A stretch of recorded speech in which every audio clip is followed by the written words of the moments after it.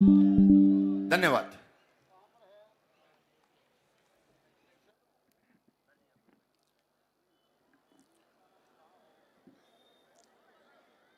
छोटी काशी भिवानी, भिवानी के मेरे आत्मीय बुजुर्गों, नौजवान साथियों, माताओं, बहनों, जैसा हमको आज बताया गया है कि आज महात्मा ज्योतिबा फुले उनकी जयंती है। हो सकता है बहुत से लोग न जानते हों, तो महात्मा ज्योतिबा फुले बहुत बड़े सन्यासी संत, उनको महात्मा की उपाधि मिली थी, जैसे महात्मा गांधी को मिली थी। जयंती पर तो आज उनको हम श्रद्धांजलि अर्पित करते हैं, और श्रद्धांजलि हमारी आवाज़ से, कितनी ऊंची आवाज़ होगी उस जयकारे में, उतनी बड़ी श्रद्धांजलि आज महात्मा ज्योतिबा फुले जी को हम अर्पित करेंगे। तो जोर से बोलो, महात्मा ज्योतिबा फुले की, महात्मा ज्योतिबा फुले की। इसी प्रकार से मित्रों, आज के इस कार्यक्रम में चुनावी ये सभा है। मंच पर विराजमान हमारे अपने लोकसभा के वर्तमान सांसद और आगे के लिए भी जिनको पार्टी ने प्रत्याशी बनाया है, बहुत ही लोकप्रिय नेता है इस इलाके के, चौधरी धर्मवीर सिंह जी, जनता की सेवा में दिन रात लगे रहते हैं। इसी प्रकार हरियाणा सरकार में कैबिनेट मंत्री तो पहले भी थे, लेकिन नए सिरे से नए मुख्यमंत्री हमारे जो हैं, उन्होंने इनको और ज़्यादा ताकत दी है। अब ये खजाने की चाबी इनके पास आ गई है। तो ऐसे हमारे जयप्रकाश दलाल जी,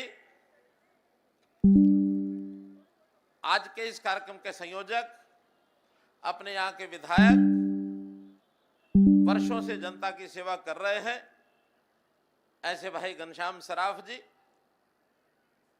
जिले के पार्टी के अध्यक्ष हैं भाई मुकेश गौड़ जी, और अभी विधानसभा भले बुआनी खेड़ा की है, लेकिन इसी विधानसभा से, इसी जिले से आप संबंध रखते हैं, और इस बार उनको भी मंत्री बनने का एक मौका मिला है। अपने मुख्यमंत्री ने उनको ये मौका दिया है। ऐसे भाई विशंबर वाल्मीकि जी, जो समाज कल्याण मंत्री हैं हरियाणा सरकार में, हमारे अपने विधायक कोसली से हैं, और जो यहाँ इस लोकसभा के प्रभारी के नाते जिनको जिम्मेवारी दी गई है, विधायक श्री लक्ष्मण यादव जी, जिला परिषद की चेयरमैन हैं बहन अनीता मलिक जी, और भिवानी नगर परिषद की चेयरमैन, वो स्वयं तो नहीं आ पाई हैं, लेकिन उनके प्रतिनिधि के नाते से यहाँ श्री भवानी प्रताप जी, पूर्व चेयरमैन और भिवानी जिले की प्रभारी बहन रेणु डाबला जी, पूर्व जिलाध्यक्ष भाई शंकर धुप्पड़ जी, पूर्व जिलाध्यक्ष भाई नंदराम धानिया जी, नगर पार्षद श्री विनोद चावला जी, हमारे प्रत्याशी रहे श्री शशि परमार जी, सभी पार्टी के पदाधिकारी और मंडल अध्यक्ष, और इस विधानसभा के प्रभारी श्री धर्मेंद्र जिंदल जी, बहन राजबाला शौरान, डॉक्टर विक्रम सिंह तंवर, श्री वीरेंद्र कौशिक जी, बहन मीना परमार, और एक हमारी दुल्हेड़ी की भी टीम यहाँ मुझे दिखी है, पवन सैनी, ये सामने बैठे हैं। बहुत ही इनका एक ऐसे काम से मैं प्रभावित हुआ कि प्रधानमंत्री जी ने जब स्वच्छता का अभियान चलाया, सारे देश में सफाई का अभियान, चाहे गांव हो शहर हो, सब में चला, लेकिन मन को अच्छा लगा जब प्रधानमंत्री जो हर महीने मन की बात करते हैं, तो एक बार अपने इस गांव के, दुल्हेड़ी गांव के हमारे जवानों को सफाई के मामले में उन्होंने नाम लेके बताया कि भिवानी जिले के दुल्हेड़ी गांव की टीम और ये जो सफाई अभियान चला रही है, और मुझे प्रसन्नता हुई। मैं खुद भी इनके गांव में कार्यक्रम में होके आया था, और उससे आगे बढ़िया बात यह है कि इन्होंने कहा हमने अपने गांव में तो अभियान चलाया है, हमें भिवानी जिले के 100 गांव और दे दो। उसी प्रकार नौजवानों को प्रेरित करके उन 100 गांव में भी हम जो सफाई अभियान उसी प्रकार का चलाएंगे। मेरी माताओं बहनों से निवेदन है, थोड़ी देर बैठना है, ज़्यादा नहीं, बस मेरे बाद और कोई बोलने वाला नहीं है। आप 5-10 मिनट बैठ जाओ और आपके मतलब की जितनी बात हो मैं जल्दी कर दूंगा, ठीक है। 2-2.5 घंटे हो गए आपको बैठे हुए, और अब खाना बनाने का भी और खाना खाने का भी दोनों टाइम हो गए हैं, लेकिन थोड़ी देर जरूर आप लोग मेरा निवेदन स्वीकार करके यहाँ बैठें। और इसी प्रकार आज एक और शख्सियत जिन्होंने पार्टी ज्वाइन की है, हमारे फौज के बहुत बड़े एक फौजी भाई जिसको कह सकता हूं, इनके पिताजी भी फौज में रहे, हमारे बारडा इलाके के पातुआस गांव के रहने वाले श्री उमेद कुमार जी। तो उमेद कुमार जी ने आज पार्टी ज्वाइन की है अपने सैकड़ों साथियों के साथ। इन सब का मैं पार्टी में इनका स्वागत करता हूं, अभिनंदन करता हूं और विश्वास दिलाता हूं कि जैसे भारतीय जनता पार्टी के पुराने सारे हमारे नेता कार्यकर्ता हैं, उसी प्रकार का सम्मान इनको भी मिलेगा। हमारे लिए पार्टी में शामिल होने के बाद नए पुराने सब बराबर हो जाते हैं, इसलिए इनका भी पूरा सम्मान किया जाएगा। भाइयों बहनों, मेरे पूर्व वक्ताओं ने बहुत से विषय आपके सामने रखे हैं, लेकिन थोड़ी बात चूंकि मुझे बुलाया है तो मुझे आपके सामने रखनी है। पहली बात तो मैं आज यहाँ मुख्यमंत्री के नाते नहीं आया, पूर्व मुख्यमंत्री के नाते नहीं आया, आज मेरे पास कोई जिम्मेवारी ऐसी नहीं है, लेकिन फिर भी आप लोगों का जो प्यार है उसने मुझे यहाँ बुलाया है, उसने खींचा है। मैं आपका अपना मनोहर लाल बन करके आपका भाई आपके बीच में आया है और एक विशेष निवेदन करने के लिए आया है। उस निवेदन से पहले मैं इतनी बात बता सकता हूं कि पिछले 9.5 साल में हरियाणा सरकार में और अभी नरेंद्र मोदी जी की 10 साल की सरकार में विकास के काम बहुत किए हैं। गिनाने की मुझे आवश्यकता नहीं है, हमारे विधायक गिनाएंगे, मंत्री गिनाएंगे, हमारे सांसद गिनाएंगे और भी जो पार्टी के पदाधिकारी सब लोग वो गिनाएंगे। एक बात का उल्लेख कि हरियाणा में जो 2014 के अंदर बहुत तरह की यानी जनता को जो दुख थे, दुखड़े थे, उनकी तकलीफें थी, उनको दूर करने के लिए धर्मवीर जी ने ठीक कहा, हमने कुछ व्यवस्थाएं बदली हैं, सिस्टम बदले हैं और जिद के साथ बदले हैं। मुझे कहने लगे कि आप जिद्दी बहुत हो।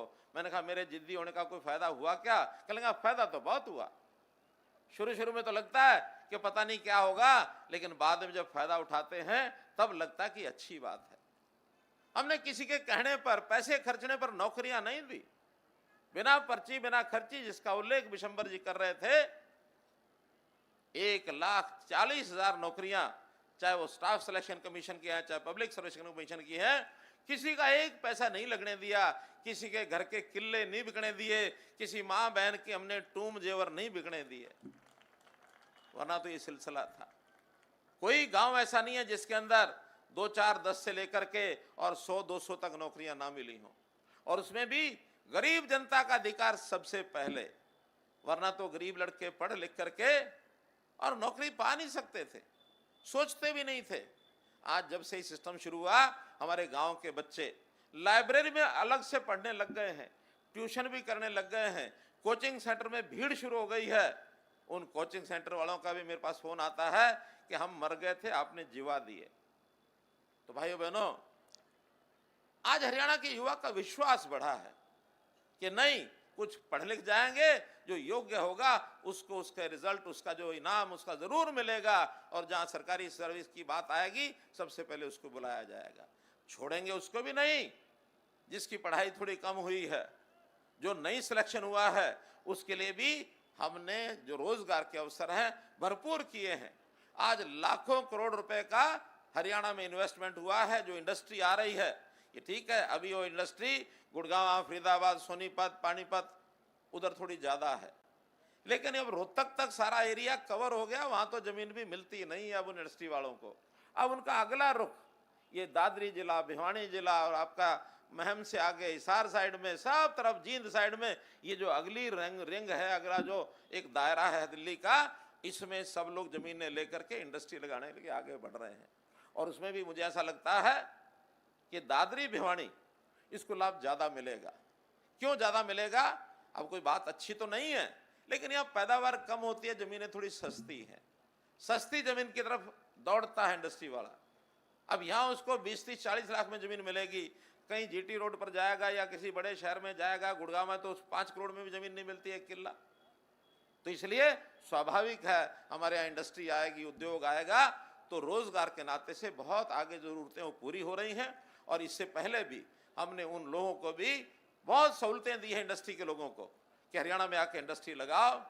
ईज ऑफ डूइंग बिजनेस, पढ़े हुए लोग या उद्योग में काम करने वाले लोग, उनको पता है कि काम करने की सहूलत दिया जाए तो लोग दूर दूर से भी हरियाणा में आके पैसे लगा रहे हैं। एक समय वो था हरियाणा से बाहर भाग रहे थे, यहाँ से अपना उद्योग बंद करो, और बंद करके कोई गुजरात जाता था, कोई अपना आंध्र प्रदेश में जाता था, तेलंगाना जाता था, महाराष्ट्र जाता था। अब वहां से चल चल के लोग भी हरियाणा में आ रहे हैं कि हरियाणा में ऐसी सुविधाएं मिल रही हैं, पहले हमने कभी देखी ही नहीं थी। तो मैं कुछ उदाहरण दे रहा हूं। इसलिए मित्रों, हम चाहे नौकरियों का विषय हो, बदलियों का विषय हो, बदलियों की पर्चियां भी लेके घूमते रहते थे हमारे सेक्रेटेरिएट में। चौधरी बंसीलाल जी हमारे तो जानकार सब यहाँ के लोग के ही हैं, मैं उनके प्रति श्रद्धा रखता हूं, लेकिन उनका भी जो एक बार रवैया हुआ था अध्यापकों के प्रति कि इन मास्टरों को उठा करके 20-20 मील दूर फेंक दो ताकि घर ना आ सके, शाम को बच्चों को आप पढ़ाएंगे। लेकिन जब परेशान होता तो मास्टर उसके माथे में यही चीजें घूमती रहती हैं कि बच्चों का क्या हाल होगा, परिवार कैसा होगा, माता पिता कैसे होंगे, पढ़ाने में मन नहीं लग सकता। हमने एक पॉलिसी बनाई, नीति बनाई कि घर के नजदीक अगर मास्टर पहुंच जाएगा तो अच्छा पढ़ाएगा। और हमने उस पॉलिसी में 95% अध्यापक ऐसे हैं जो आज मन से राजी हैं, जहां हम चाहते हैं वहां पहुंच गए। कोई मास्टर हमारे पास पर्ची लेके नहीं आता कि मेरा ट्रांसफर करा दो, अपने आप हो जाना है। सब काम अब हरियाणा सरकार ने ऐसे किए कि आपको घर बैठे सहूलतें मिलेंगी।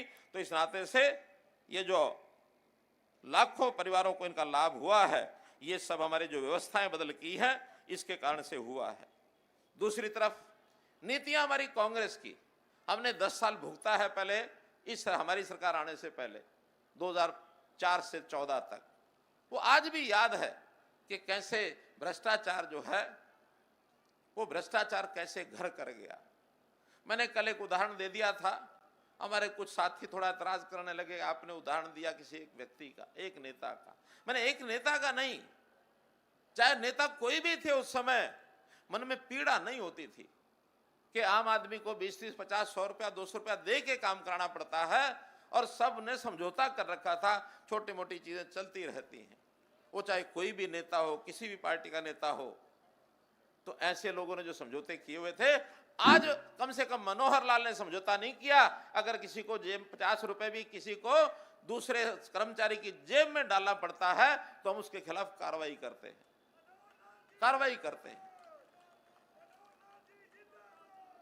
सब चीजें ऑनलाइन इसलिए की हैं कि आपको दफ्तर जाना ना पड़े। अब परिवार पहचान बनने के बाद परिवार पहचान पत्र हमारा सबका बन गया है, कोई परिवार बचा नहीं है जिसका कोई फैमिली आईडी ना बना हो।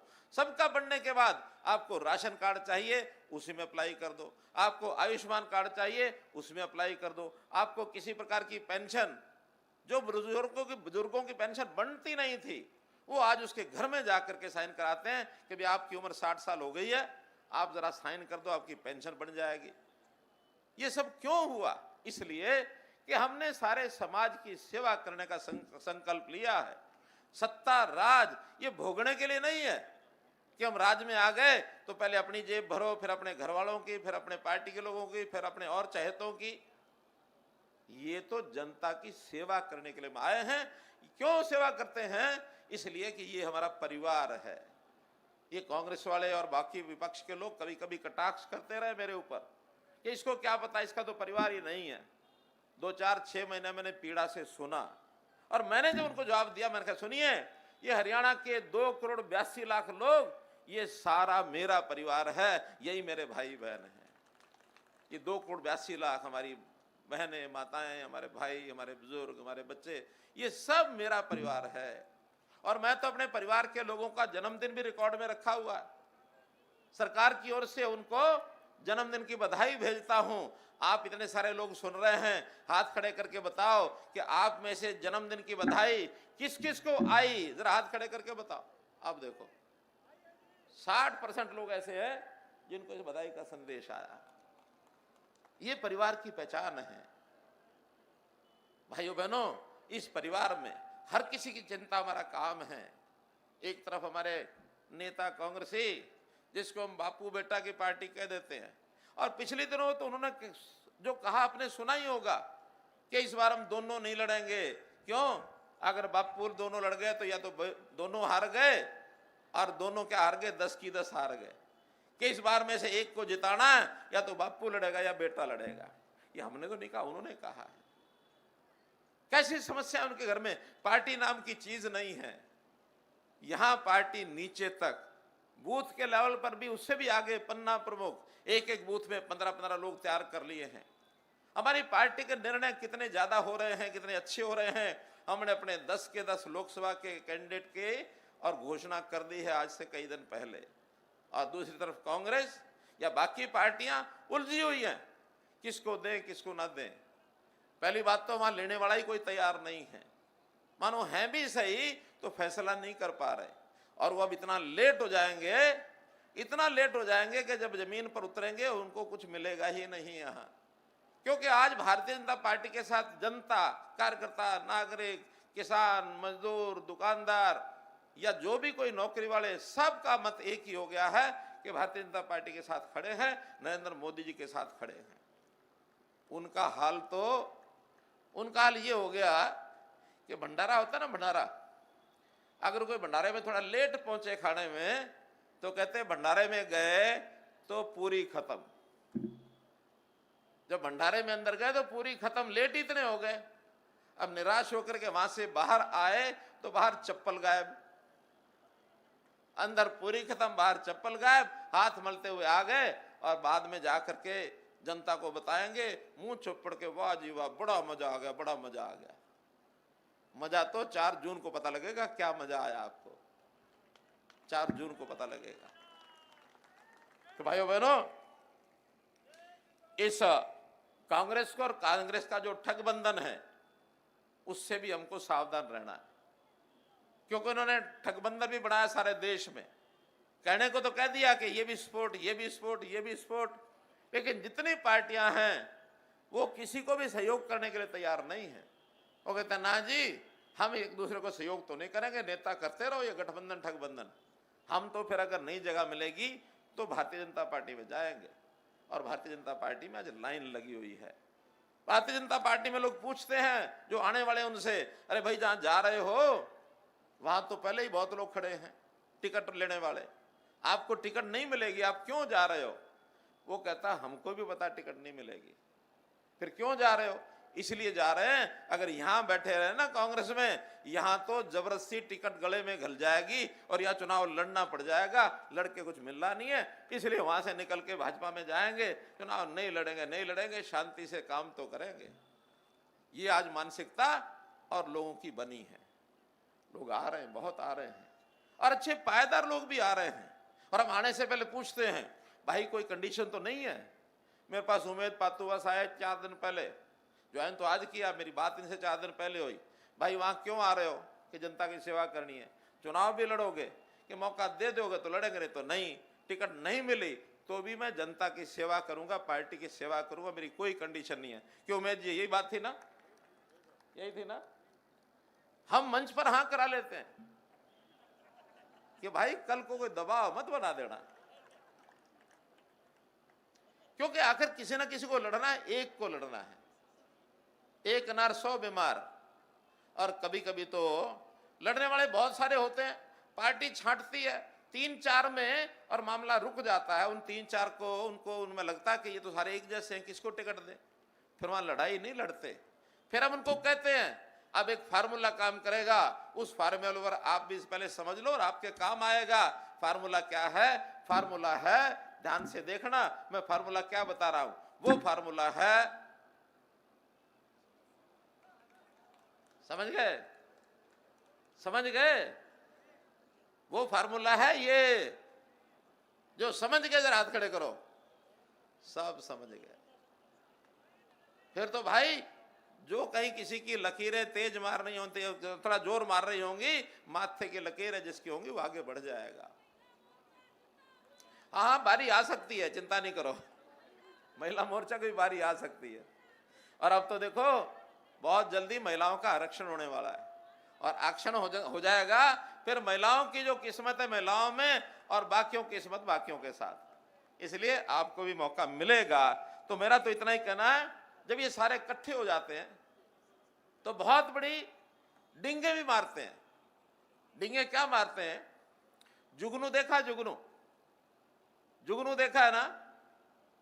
क्या होता है जुगनू? रात को टिम टिम करके कीड़ा सा पतंगा सा होता है जुगनू।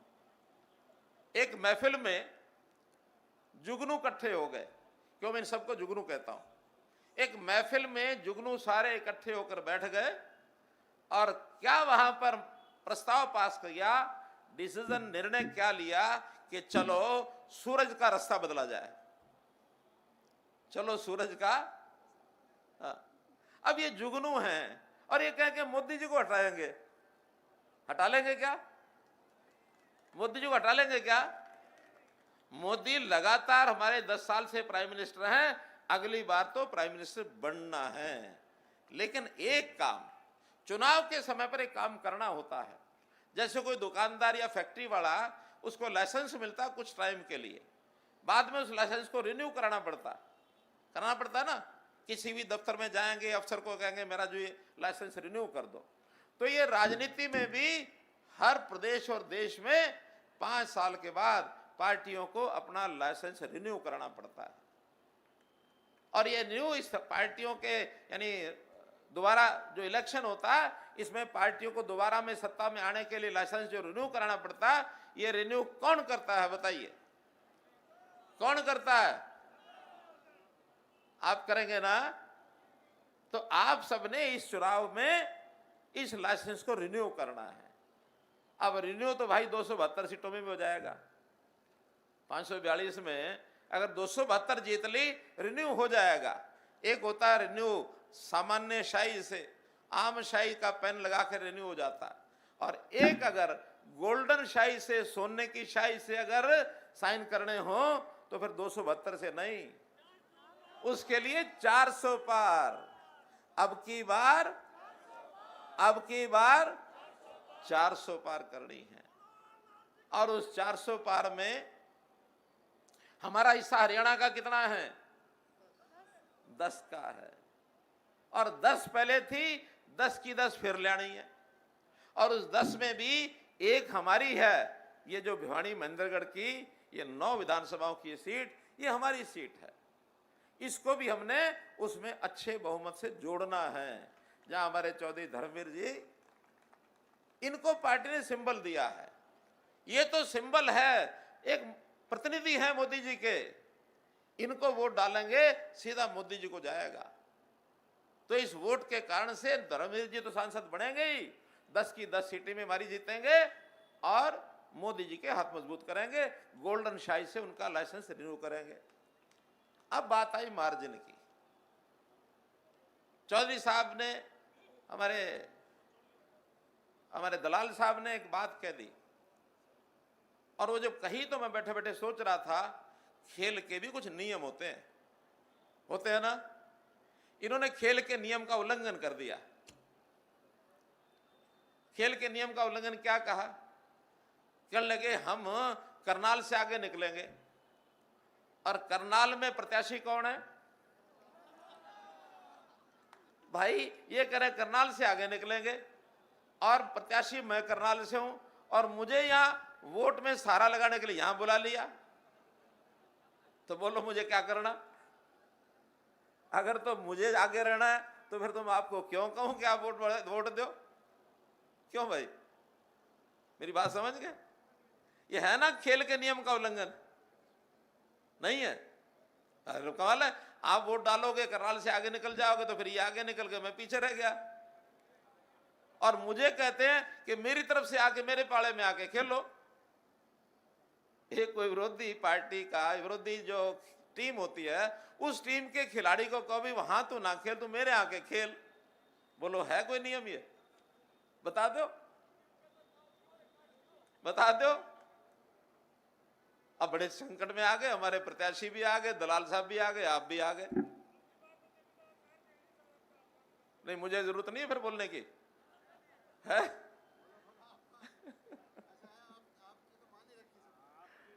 चलिए भाई, इस खेल के नियम का इन्होंने भले तोड़ा हो, मैं पालन करता हूं।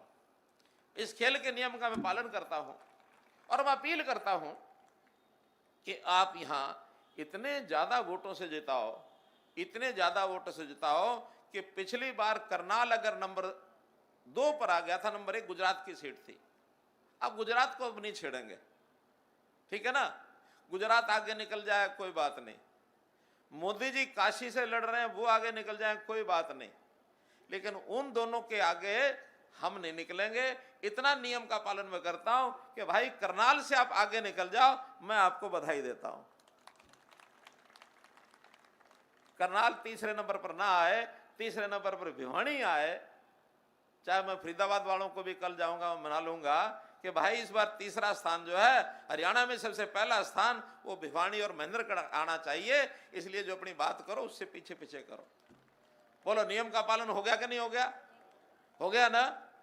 और इस मेरी बात को तभी पूरा कर पाएंगे जब आप सब मिलकर के चौधरी धर्मवीर जी को भिवानी महेंद्रगढ़ सीट पर सभी विधानसभा में, ये तो भिवानी विधानसभा है, बाकी विधानसभा के लोग भी बैठे हैं, मेरी आवाज मीडिया के माध्यम से वहां भी पहुंच रही है, तो वहां भी बात पहुंचा दो भाई कि इस बार हरियाणा में मार्जिन के नाते सबसे ज्यादा मार्जिन, सबसे ज्यादा वोट वो हमको भिवानी महेंद्रगढ़ सीट पर देने हैं, भले करनाल और फरीदाबाद 4 और 5 पर आ जाए। बोलो हुआ के पालन? नहीं हो गया ना। तो ये है। अब इसको दूसरे भाषा में भी हमारे संजय भाटिया जी कहते रहे हैं करनाल लोकसभा में, हम दोनों इकट्ठे घूमते थे, तो जब पहले उनकी बारी होती थी बोलने की तो मुझे कहते थे वाह जी वाह, देखो कितना त्याग किया। अभी भी लोग कह रहे थे, चाहे वो घनश्याम जी ने कहा चाहे बाकियों ने कहा कि अपने होते होते और अपनी कुर्सी हमारे एक नए साथी और हमने नायब सिंह सैनी को मुख्यमंत्री बना के उनको बैठा दिया।